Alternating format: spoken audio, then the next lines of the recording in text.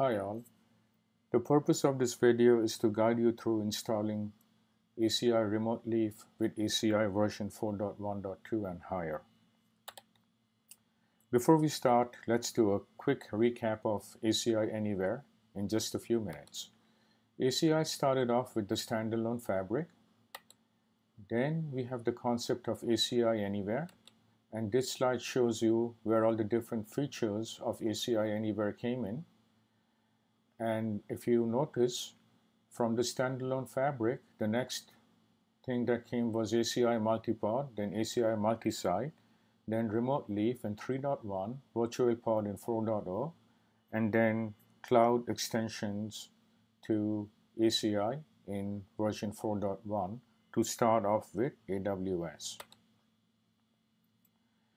This diagram shows you that in the middle we have ACI standalone and then ACI multipod and multi-site, and then on the left hand side we can extend it to the private cloud, which is basically the RemoteLeaf and the VirtualPod, and on the right hand side the extensions are to the public cloud to start off with AWS. Since we are talking mainly about RemoteLeaf over here, this picture shows you how RemoteLeaf is connected. The RemoteLeafs are connected to the ACI fabric through a IP network.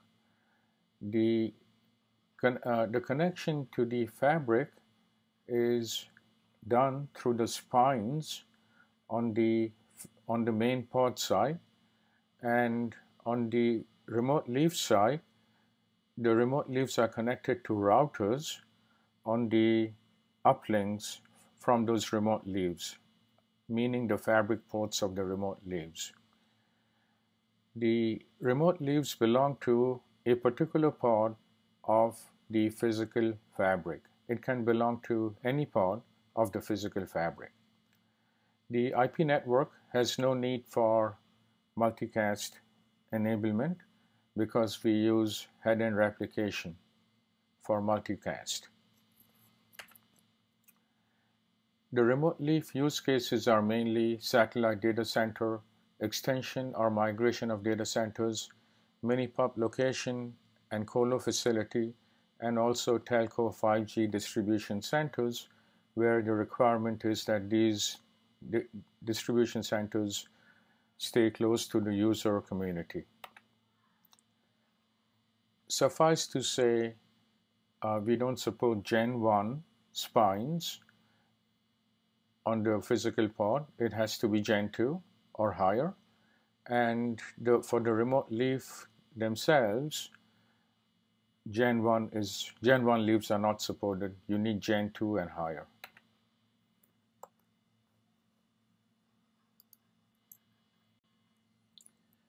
Now let's discuss what improvements came in 4.1.2G.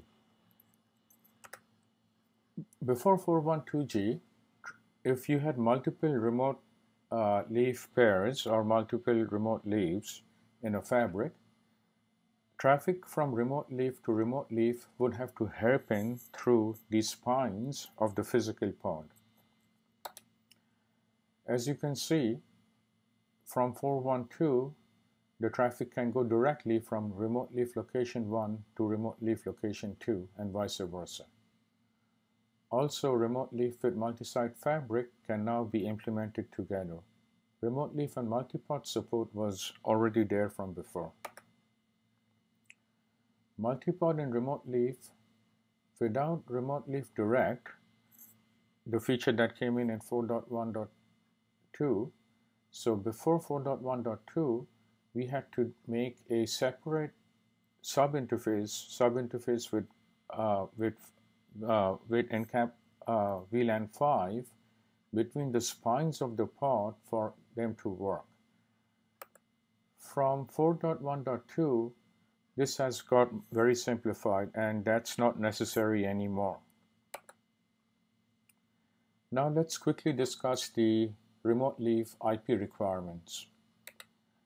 As you can see, before 4.1.2, we used to have to advertise the tap pool of the physical pod outside. And on the RemoteLeaf side, the routers which connected to the RemoteLeafs, they had to have reachability to that tap pool. The problem is those tap pools were generally RFC 1918 addresses, and it's often not possible to advertise that through a public network. From 4.1.2, we implemented a routable tap pool concept on the main pod, on the main fabric, and this routable tap pool needs to be a routable address, and that is what needs to be advertised to the remote pod side or the RemoteLeaf side. And this pool can be anywhere from /22 to /29, and it's used to address apex, spines, and border leaves. What's not currently supported? It's important to realize that currently, if you have RemoteLeafs, you could stretch BDs and EPGs from the RemoteLeaf to the physical pod or to that fabric which the RemoteLeaf belongs to. And you can have VMM domains which are stretched across them and do vMotion or static bindings or whatever you need to do. However, currently you cannot stretch a EPG-BD from a RemoteLeaf that belongs to a particular fabric to a different fabric of the same multi-site fabric. In other words, a stretched EPG-BD needs to stay in the same ACI fabric. And remember, multi-site comprises of multiple ACI fabrics which are orchestrated together by a MSO or the multi-site orchestrator.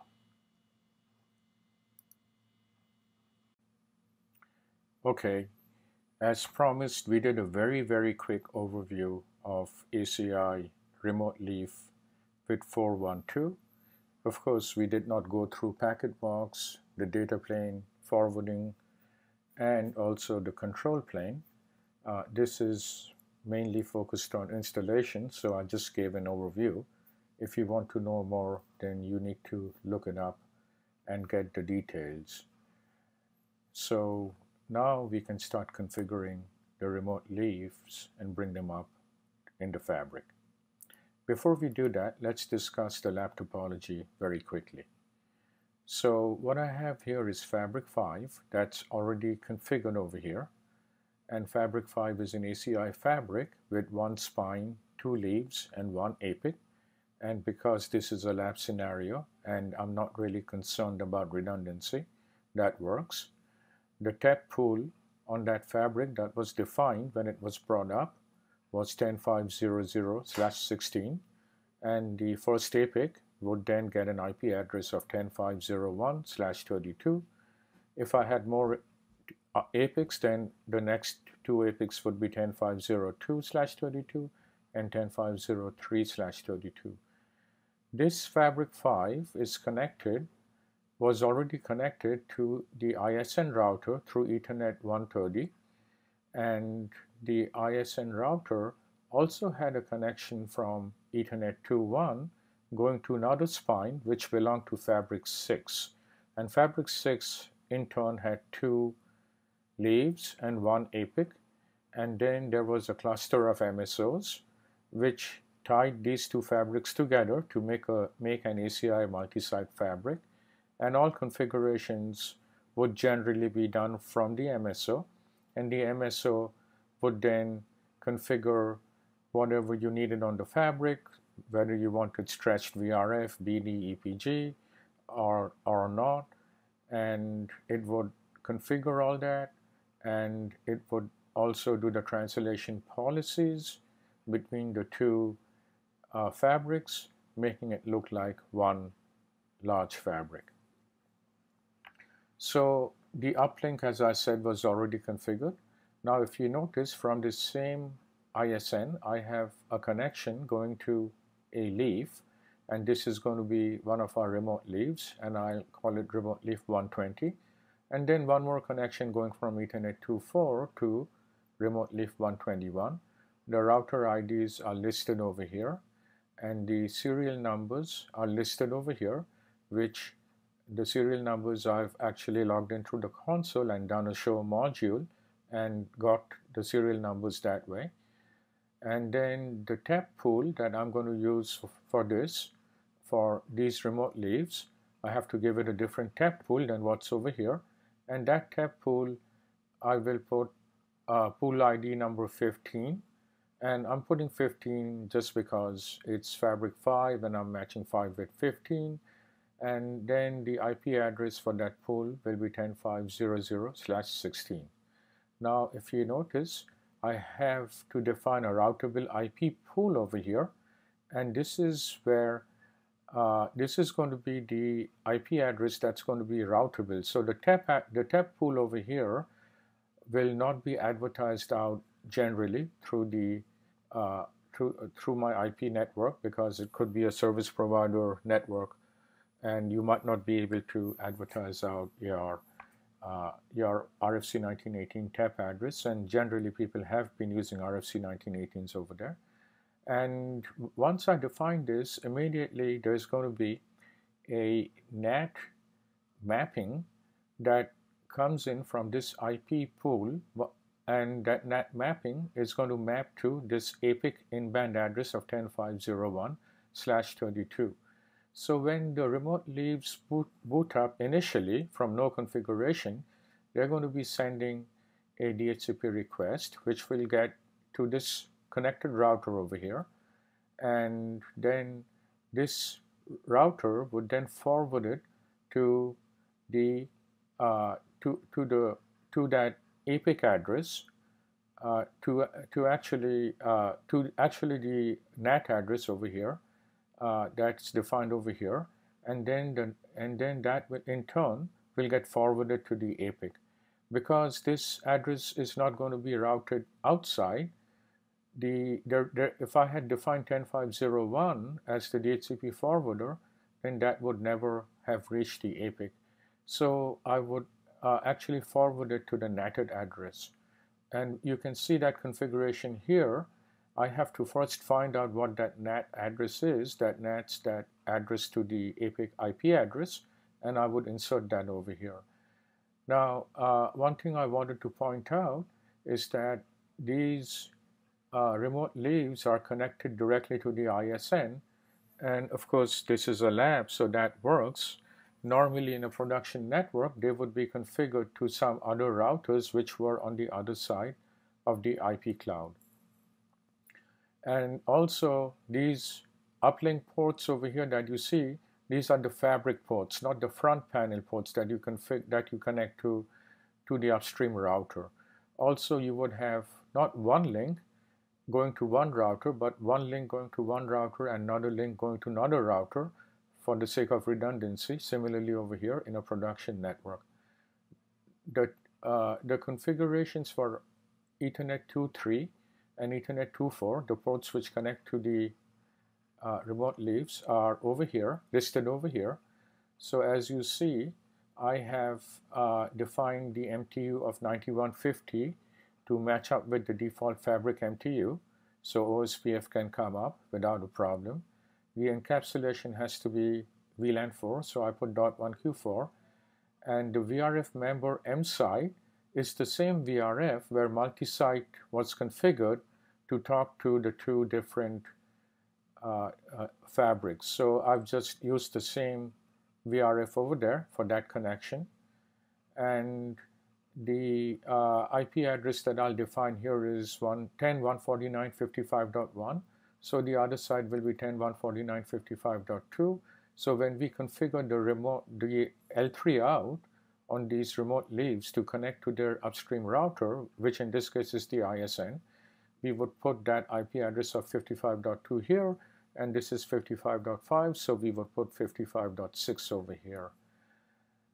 And that's pretty much it. Again, I put that in the same IP OSPF network as the other other process for multi-site. It's the same process over there, and it's a point-to-point network, and they're all in area 0 in this particular case.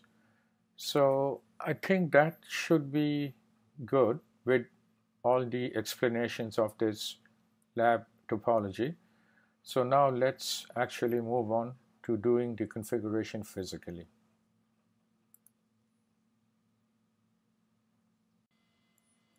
Okay, as discussed, we are now going to start configuring the RemoteLeaf and bringing them up on the fabric.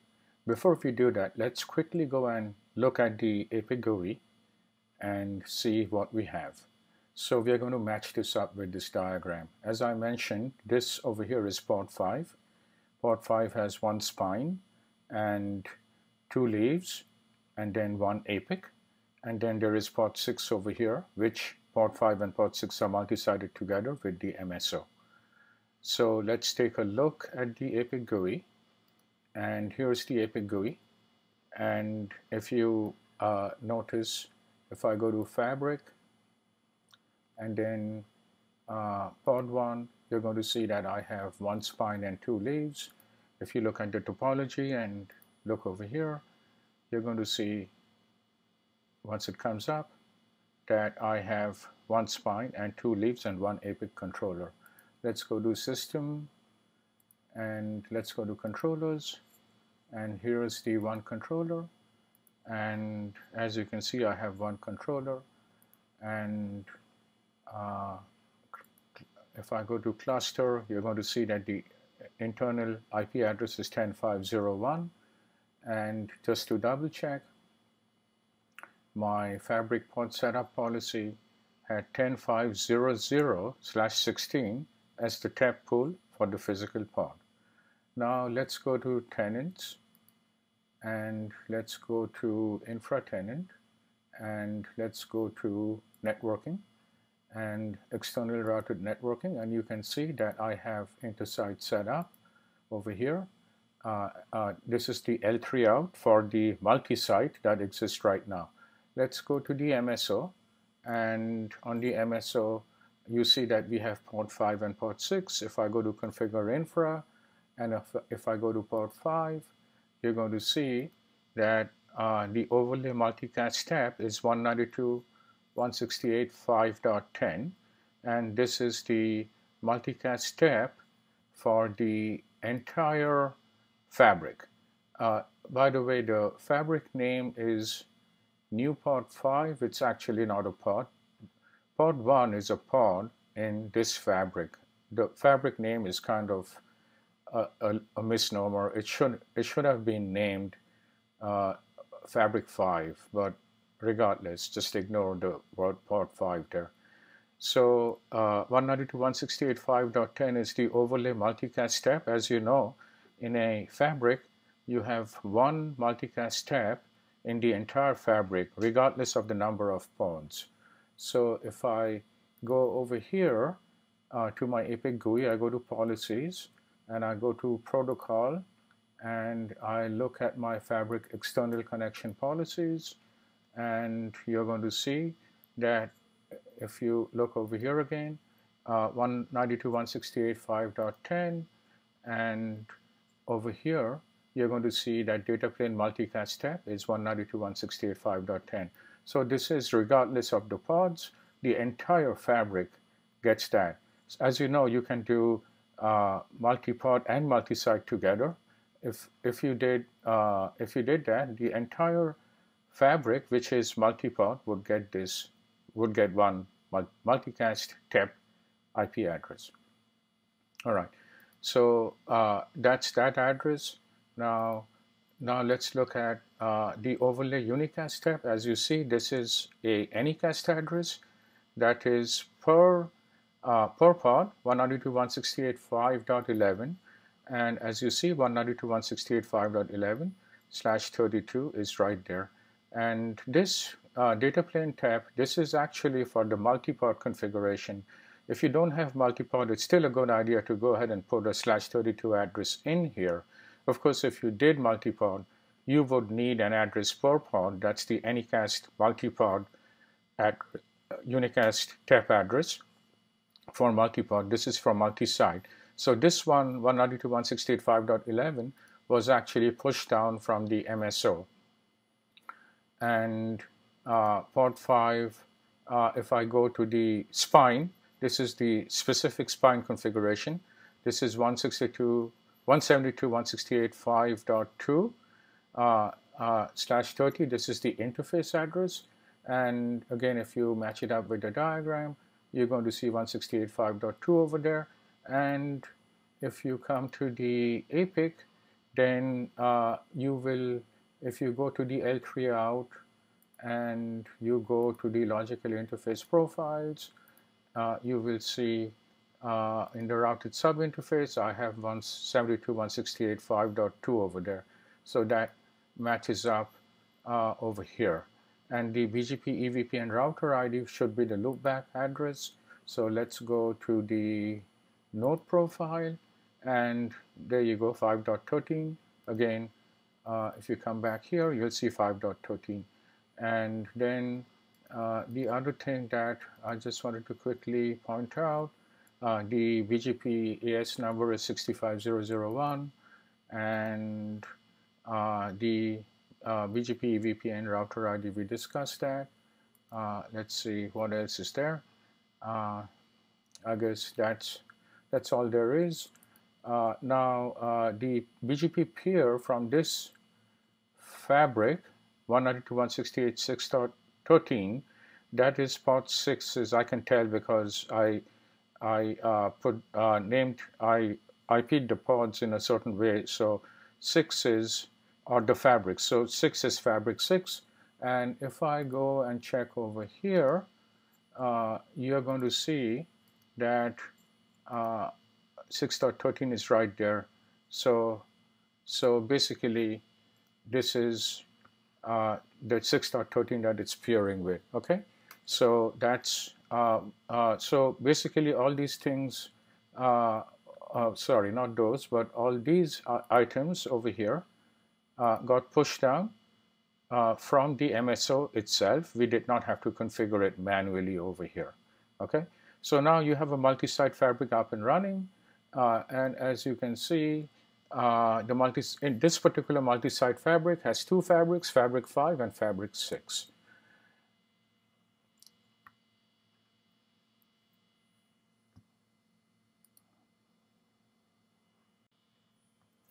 All right, now these RemoteLeafs 120 and 121 should have been cabled up together. Let's go to the console, and I have secure CRT over here, and as you can see, I'm logged into them both.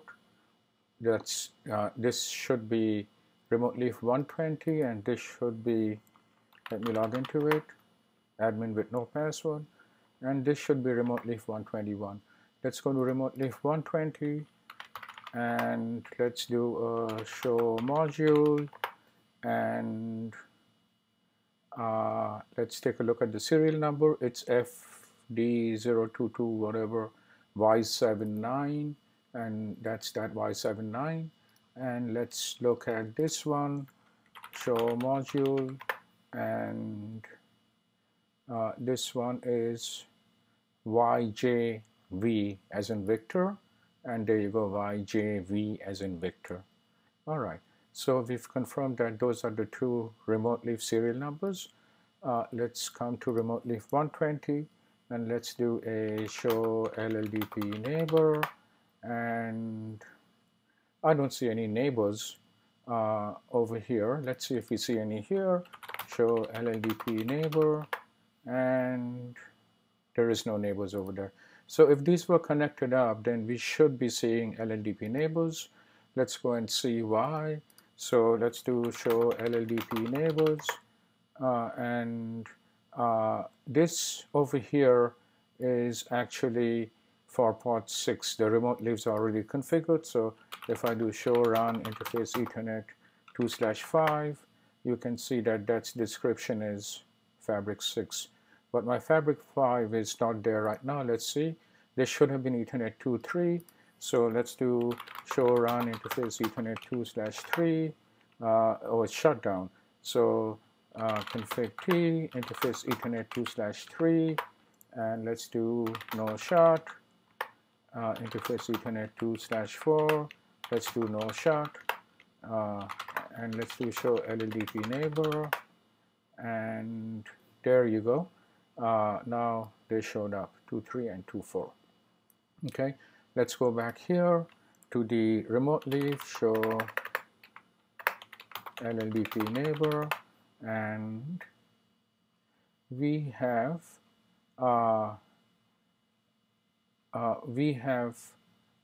Ethernet 153, and that's the ISN. Yes, that's where it goes. Local interface is Ethernet 153, and the ISN interface is Ethernet 2.3. So now that looks good, and hopefully this has to look good. Show LLDP neighbor, and you can see, of course, that this will look good. All right, so at least we know now that we have the connectivity. Okay, now if you remember that we have to configure this routable IP tap pool over here, and we also have to configure these tap pools over here, tap pool 15, from which the RemoteLeaf pairs will get their IP addresses from. So let's go ahead first and configure these two tap pools, because remember that when we configure our ISN Ethernet 2.3 and 2.4, we need to have that NAT IP, and the NAT IP will come from this pool here. So until we configure this NAT IP, we are not going to get that NAT IP that NATs to the APIC. So let's go ahead and do that. So let's go to the APIC GUI, and what we need to do over here is we need to give these two tap pools.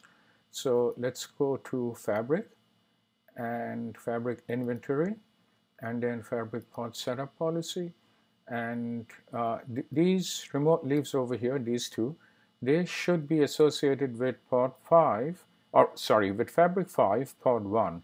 Fabric 5 pod 1 has 10500, so since it's associated with that fabric, we need to double click on the tap pool for that fabric. There you go. Okay, and the remote pools, so if you look here again, this is the remote pool, okay, 10.15.00. Let's go ahead and put that in. So let's add that, and that should be pool number 15. Now pool number 15, I'm just putting 15 just because it's port 5, and I'm matching it up with port 5 is 15, so port 6 would be 16, and like that, right? It's just a convention for me. So 15, and remote pool is 10.15.15.0/24. Let's double check the diagram. 10.15.00/16 is what I'm doing. 10.15.0.0/16, and let's say submit. All right. So now when my RemoteLeafs finally do come up, they should get their loopback IPs from this pool, and they will have tunnels from those IPs to the physical spines. Again, you know, we did not go through details on the control plane, how the control plane works, but the control plane will basically have a anycast step and a multicast step, and it's going to pair with these IPs that come in as loopbacks on RemoteLeafs will pair with those addresses. All right, now, and we'll show that at the end. Now, if you notice, the routable tap pool is 155.155.155.0/24, and this is the routable pool. This is where the NAT address comes in. So 155.155.155.0/24, and it's active. I don't have to reserve anything here. So update that guy, and that's it. So let me double check to make sure, and sure enough, it's all over there. Okay, so now as you can see, I have a login SSH session to the APIC 05, and let's jump on Spine 5 and let's take a look at the names for the fabrics: ACI diag, FNV read, and as you can see, Spine 5 is port 5 Spine 1. So let's SSH to it. SSH minus admin port 5 spine 1 and source it from the in-band address 10.5.0.1 of the APIC and the password. Alright, so now we are sitting on spine 1. So on spine 1, let's do a show nat, and as you can see, that 10501 is natted to an IP address of 155.155.155.225. So that basically came from this 225. 225 came from this pool, and that's basically natted to the APIC. All right. So now, if you look at the diagram, I will put that IP address in here. That's 155, 155.225. All right. So I have a text document opened over here in Sublime Text, and let me go ahead and put that in there.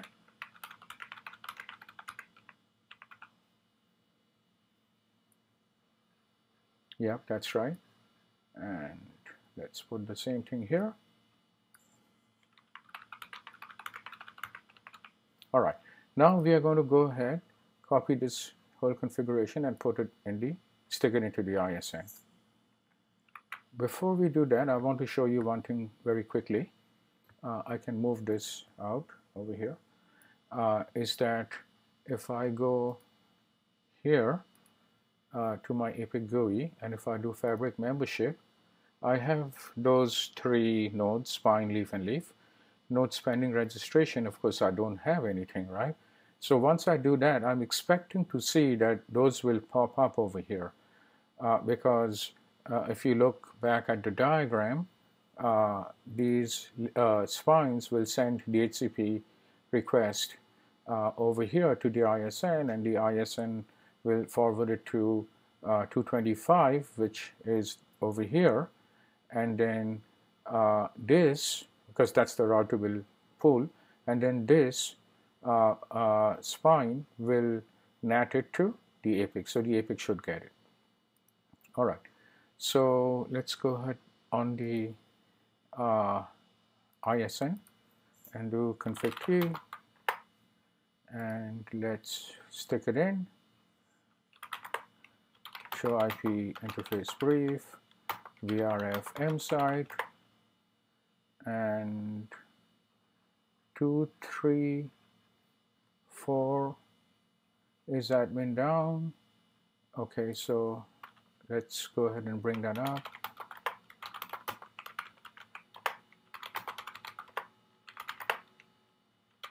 Show IP interface brief again. Sorry, VRF msite.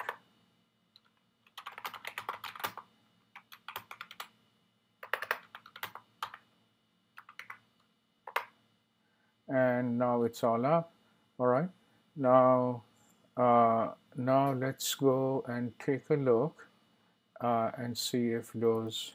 There you go. They have already shown up. Okay. So it's all good. Those leaves are now showing up. Now you might be tempted to go ahead and right-click this and say register, right? But don't do that, because remember, this is not a regular leaf that you're registering, right? This is via this is a remote leaf which goes across the L3 out. So you basically have to configure the L3 out. And what L3 out are we talking about? Let's look at the diagram, right? We already have this L3 out. So this one is good. And the reason we have that is because multi-site was already configured, right? If not, then you would obviously have to configure this. But in our case, this was configured. Now we have to configure L3 outs from the remote leaves to the connected router, right? And of course, in this case, it happens to be the same ISN, but we have to configure those. And then we have to register. However, we are going to use the wizard to do this because the wizard will really guide you through, and it's going to be really easy. Generally speaking, I don't like to use the wizard for a lot of things, but this and a virtual pod are one of the exceptions, even multi-site, because it really helps you not forget anything, and you make sure that you get everything right. And it doesn't mess up any of your policies. It does it in a very nice way. This wizard has been done really nicely. So let's go ahead now and start on that. Okay, the first thing we need to do is we need to create some access policies. As you know, in ACI, whenever you connect an interface for either static binding or L3 out or whatever you do, you need to create an access policy, right? Those are the templates for the interface, which tells how that interface is configured with LLDP, CDP, what speed, and all that good stuff, right? And so you have to configure that, the domain, right? The L3 out domain, and the AAEP, and all that stuff. So a lot of this stuff is going to get configured directly by the wizard, and the wizard does a very good job on that. However, we need to configure a few things and then tie in what the output from the wizard to that, and that will make it really easy. All right, so let's get to it. As you see, RemoteLeaf 120, 121, and Ethernet 153 on both of them. So these are going to be the L3 outs from there. All right, so now let's go to access policies. On the access policies, I like to do two things. I'm going to open up the leaf switches on the switch policies, and you'll see the profiles over here. And then on the same token, I'm going to open up these leaf interfaces over here on the interface policies profiles. And as you see, these should be a match of these, right? So generally speaking, the way I like to do it is I don't like to keep putting policies over here and then map them to these. What I do, this is one of the best practices, is to do hierarchical policies. So if you look at port 5 leaf 1, it's associated with LAEF. That's a spelling mistake, of course. It's associated with LAEF 101. So if you go to LAEF 101, as soon as you put in an interface policy here, since this parent of this guy is this and he's associated with this, all you have to do is put things in here, and immediately he gets associated with the correct switch or pair of switches if you need to. You don't have to go in each time and do that. That prevents the configuration from getting very messy, and you can also go very quickly and see who's using what. You don't have to double check, and you don't make a mistake and forget to put it here and then you get an error. And it also keeps it very nice and neat, because if you see a policy here, you immediately know that all these go to leaf 1, right? Okay, so let's go and make a policy, a switch for leaf, what did we say? Let's look at the diagram. Leaf 120 and leaf 121. So we'll call it RemoteLeaf, RL-120, and then we are going to say leaf selector, and we'll call that leaf selector also RL-120. And the blocks, obviously, if I try to choose from here, 120 is not even on the fabric right now, so it won't show up. So I'm physically going to type in 120 over here. So now I'm going to go and say update, and then I'll hit next. And over here, I'm supposed to choose that interface profile, leaf interface profile. Of course, it's not even there yet. I could just say finish and go make it there and then come back, but I'll do it at one time. It's easier. So I'll call that RL-120, and interface selectors, I won't put anything, submit, and then now this shows up. And notice how RL-120 popped up over here now under leaf interfaces. So I'll just select that and I say finish and it's done. All right, now let's, so RL120, now let's make one for RL121.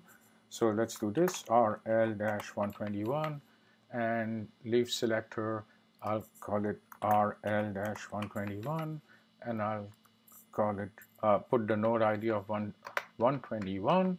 Again, 121 doesn't exist, so it won't show up. And I hit update and next, and then I need to add that on the interface profile as RL-121, and I say submit, and notice RL-121 popped up over there. I select RL-121 and I finish and I'm done. All right, so I have one for RL-120 and RL-121, and of course I'm going to make one for the two of them. And remember, at the end we need to remember not to forget to make these two leaves into a VPC pair. That's important because that's how remote leaves work. They update the endpoint from one remote leaf to the other remote leaf through the VPC peer. So anyway, let's call it RL_120-121, and the leaf selector will do the same, RL_120-121, and the blocks I will give it are 120-121. And I'll click my mouse outside and say update, update, and then I'll say next, and I'll go ahead and add that here for the interface profile, RL_120-121, and submit, and it just popped up over here also. And now I'll select it and I'll say finish and I'm done. Just to double check one time, RL-120, 121, 120, 121, and they're associated with the correct interface profile. So this is all done. All right, now let's go ahead and close that out. And I don't need this right now, so I'm going to close it out. Now under policy groups, I need to make a access policy, or I need to make a policy for the L3 out interface 153, and I have to say I'm going to associate 153, but first I have to make that policy itself. So what kind of port will it be? In this particular case, it's just going to be a regular port, right? You, in your case, in production case, it's probably going to be either a VPC port or a port channel interface, but in my lab, as you can see, I only have one interface. So I'm just going to make it a regular port. So I'll go ahead and let me give it a name that makes some sense. So what I'll say is RL RemoteLeaf L3 out infra.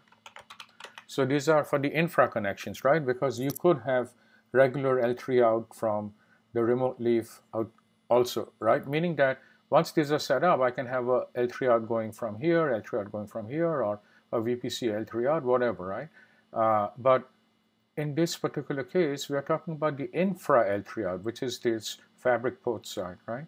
So not to confuse, so that's why I did that. And all I will do now is CDP enabled and LLDP enabled, and these policies should have been set up from day 0, okay? And of course, in you might want to look at other things too. I won't do anything else. The attached entity profile, of course, needs to be there, right? But I haven't even defined it, right? And then the attached entity profile will be in turn mapped to a L3 out domain, which then in turn will be mapped to a VLAN pool with VLAN 4. Remember that these interfaces have to be VLAN 4. That's the stipulation. Sorry, over here, VLAN 4. That's the stipulation that these kind of connectivities for RemoteLeaf and virtual pod and even multi-site and multi-pod have. All right. So I'm not going to make that because the wizard will make that. I'm just going to go and associate that later on. So the wizard will make for me a AAEP, attached entity profile. Then it will also make the L3 out physical domain and map it, and then it will also make me the VLAN pool with VLAN 4 in it. So I'm just going to go ahead and submit that. All right, so that's all I basically have to do for the access policies for the time being. Oh, one thing I forgot is to put this port 153 in the interface policy. So let's go ahead and do that before using the wizard. So I just right click over here and I say that, yeah, make a access port selector, and I'll call it RemoteLeaf 120-121 L3 out, and I'll call it I interface policy. All right, and the port number for, and since I'm putting it in 120 and 121, I just have to do it once, right? So the port number, as you remember, is 153. If you look at the diagram, that's right there, 153. And interface policy group is the one that we created, and that is RL L3 out infra interface policy, and submit. And now we are done. Okay, now let's go ahead and start using the wizard to create the actual L3 out and get this thing going. All right, so if you go to Fabric Inventory, Quick Start, and you click on Add RemoteLeaf. Oh, before that, there is one important thing. Okay, let me just show you this. If I say Add RemoteLeaf, it gives you this. You're supposed to read all this, okay? And then you say Get Started, and this is expecting the interpart network connect Cisco ACI, blah blah blah. Okay, if you read this, it doesn't know that you already have a multi-site configuration from and your spine is already connected to the interfaces, and you wanted to use the same interfaces. Now, if you want to use a different interface, then that's fine. Then you can continue like this. Or if you didn't have multi-site already configured, yeah, sure enough. But in our case, we want to double up on this connection, right? We don't want to have another set of interfaces to connect the RemoteLeaf from in our case. And that's going to be mostly the most used cases, right? You're not going to say that, you need to, for every pair of RemoteLeaf or virtual pod that you configure in your fabric, you need to bring up another interface. You don't want to do that. You want to just double up on this guy. So, all right, then how do we do that? So let's cancel out of this. And the way to do that is that you go to tenants and you go to your infra tenant, as you see, and then you go to policies, sorry, not policies, networking, and you go to external routed networking, and you go to that multi-site L3 out configuration, to the logical node profile, to the router ID of it, right? This is the router ID of that node profile. And of course, you know, you'll have more than one node profile, so you should go to each of these. And then you open it, double click, open it up. On the bottom, you see this external control peering. You check this flag. And this flag says that basically when I do other things, use that. All right, so submit changes. Okay, now let's go back to Fabric and let's go to Quick Start one more time, and we say Add RemoteLeaf, and we do Add RemoteLeaf, and we'll say Get Started. And now notice that it already knows that you are intending to use the same L3 out, this same L3 out for your RemoteLeaf, right? So basically now you are not creating a new one. All right, so which pod will I select from this fabric? This fabric only has one pod, so I'll select that. RemoteLeaf tap pool, okay. I had created that tap pool initially, remember, from which the NAT address came out for the IP. I chose that tap pool. So now I hit next, and then make sure that you are looking at this. Okay, this is the routing protocol tab that we are now on. All right, my L3 out, I'll call it RemoteLeaf L3 out infra, because later on, in case I have to make some L3 outs on the RemoteLeaf itself, right? RemoteLeaf can use its own L3 out, or it can use the L3 out of the main fabric itself, right? Or you can actually change your BGP attributes to select whichever ones you want, right? But that's a different topic. But if I put infra over here, I would know right away by looking at it that this is not a regular L3 out for user configuration. This is an L3 out which is for the infrastructure, for the RemoteLeaf connectivity itself, right? And in my case, you know, I have area 0 because that's what I put on the other side. It's a regular area, and the interface policy, I will create a new interface policy. And in this case, it was already there. And I generally want to create that in the same tenant, infra. And let me go and show you what that interface policy is. It's really, the only thing is that it's a point-to-point policy, that's all. And I don't do any of these. Generally, I do not like to click MTU ignore. It's bad practice, right? In OSPF, you need to match up the MTUs. If you don't, and you can get away by MTU ignore, but that's not really a good way of doing stuff. Okay, so you do that, and then you apply it over here. All right, so now we are on the routing protocol for the L3 out, which means that we are configuring these L3 outs. Okay, and you say next. All right, so serial numbers. Let's go and see. Y79 is going to be RemoteLeaf 120. All right, so let's select Y79. That's the top one here, and it shows up automatically now, because remember that when we enable the DHCP relay, the fabric saw those, so it's actually showing from there, right? And this is 120. So 120 is the node number. I think I had a typo there. 120, and name is RL-120, and the router ID is going to be 100.127.15.1. 100.127.15.1. Okay, that's a /32. I don't have to put that in there. And I'll leave this empty because then it will take the same router ID as the loopback. And the interface is going to be 1/53, all right? And the IP address over here, the IP address here was 10.149.55.1, so that's going to be 55.2, 10.149.55.2.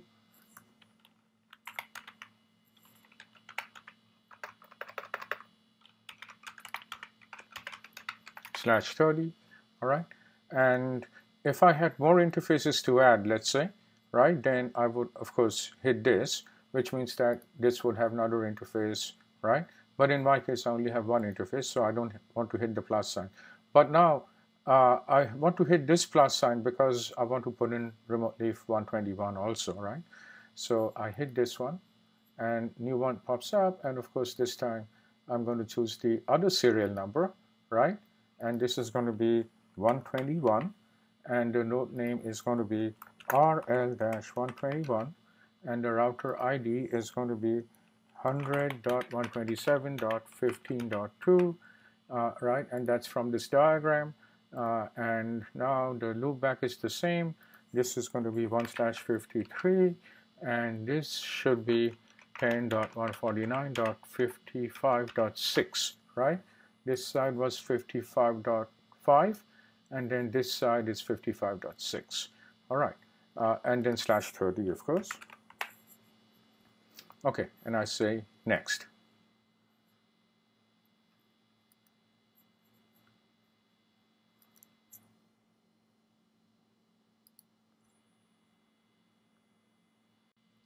And this is the policy that shows up on the confirmation page.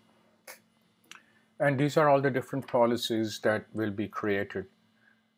So I go ahead and basically say finish.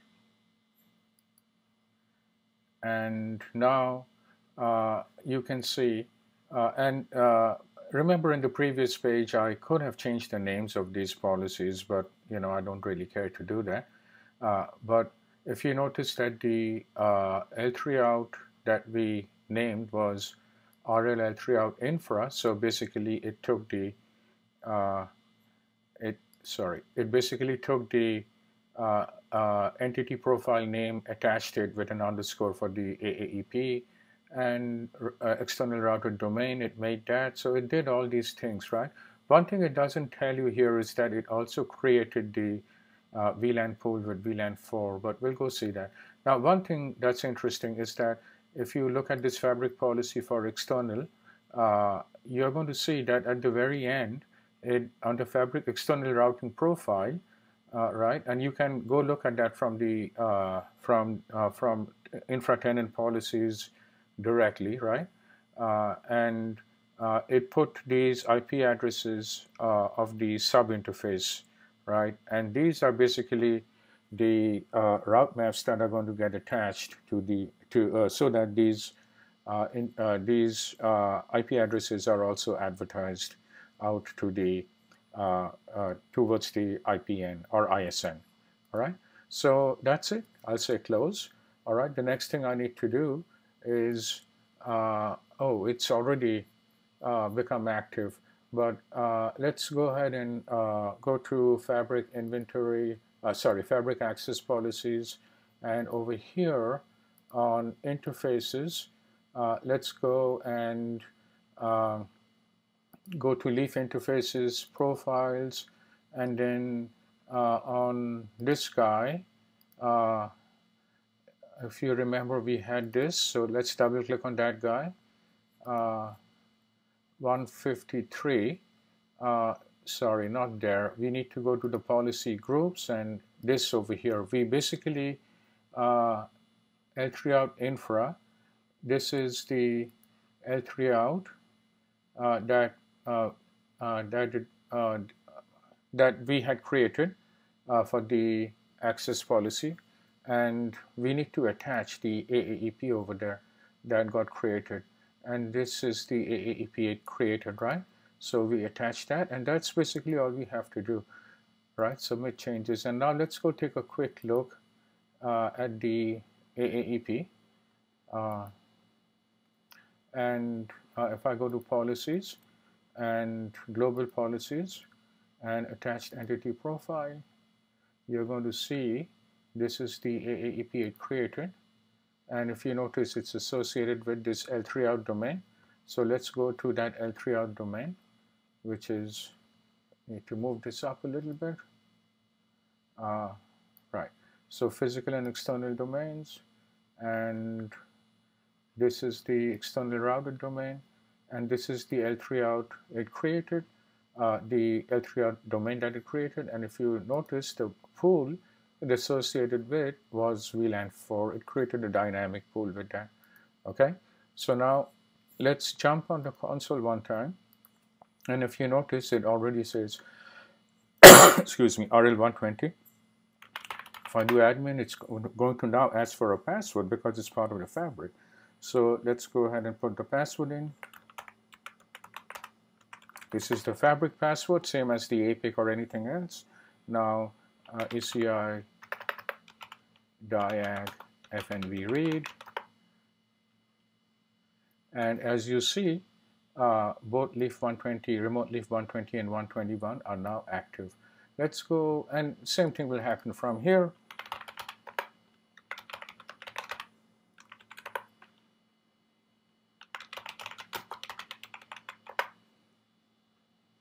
All right, so same thing happened over here. Notice that the IP addresses it got was from the RemoteLeaf pool, it's 1015.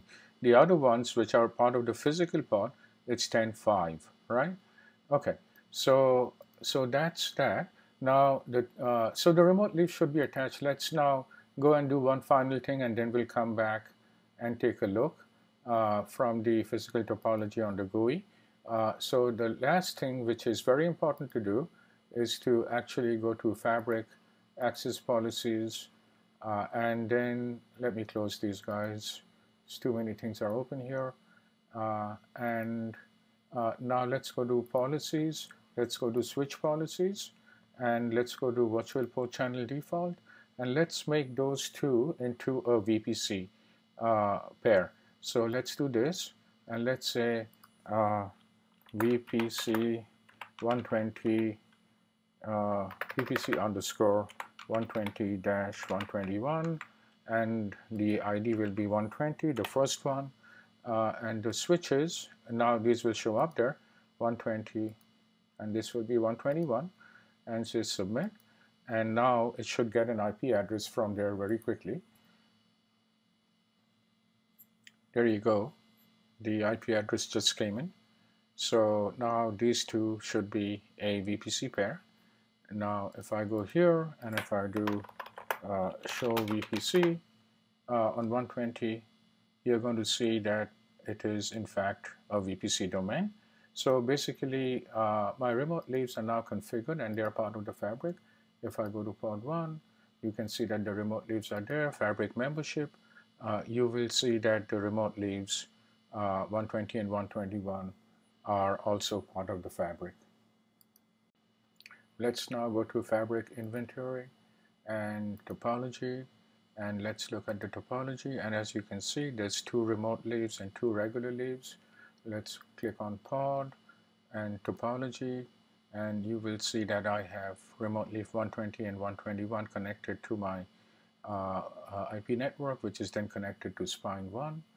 Now fabric membership you already saw was there, and now we are on remote leaf 120. Let's do a show IP interface brief, and you should see that I have all these different interfaces from the 1015 network, which is the remote leaf pod, show up over here, and the interface over here is Ethernet 153.1. Remember, this 53.1 is actually VLAN 4. Also, if I do a show interface and show interface brief, and I do a grep on tunnel, you'll see that I have a bunch of tunnels. Let's take a look at the last two. For instance, show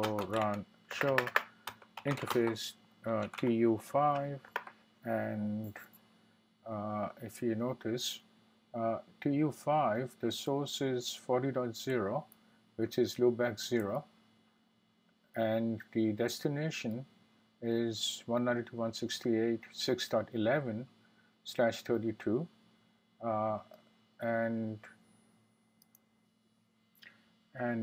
just from looking at this octet over here, I know that this has created a tunnel to 6.11 to fabric 6. Let's go and see on the MSO what that might be. And here's the MSO, and then let's go to configure infra. Let's go to fabric 6, and if I come to here, you see the overlay unicast step for multi-site. That's 6.11. So it's created a tunnel all the way to 6.11. Let's take a look at tunnel 6. Tunnel 6, tunnel destination is 10.15.40.0, and this is a tunnel that is internally created between loopback, tunnel source is 40.1. So it's a tunnel that's internally created between loopback 2 and loopback 0. Also notice if I do show interface TU1, I have a tunnel that goes from loopback 0 to 155.255, which is the NAT address of the spine. So basically this is a tunnel that gives you connectivity to the APIC directly. So anyway, this is how you can go and look at all the tunnels. And now, as you can see, our remote leaves are up and running. They are all part of the fabric. You could actually go to a tenant and map it, do a static binding, or you can extend a VMM domain and then do a VMM binding. If I go to Fabric and then I go to Pod and I open up, I can see all my interfaces over there for that particular leaf. And I could even go to MSO, and maybe if I wanted to use MSO to do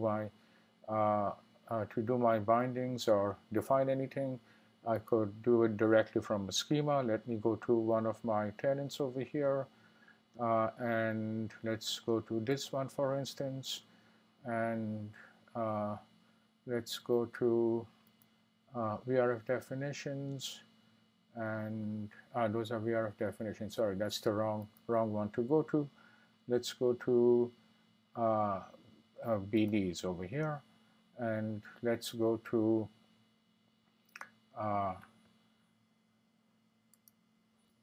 a particular EPG, for instance, and we're just going to pretend that we're going to do a static binding, and I just do a regular port, and I select port 1,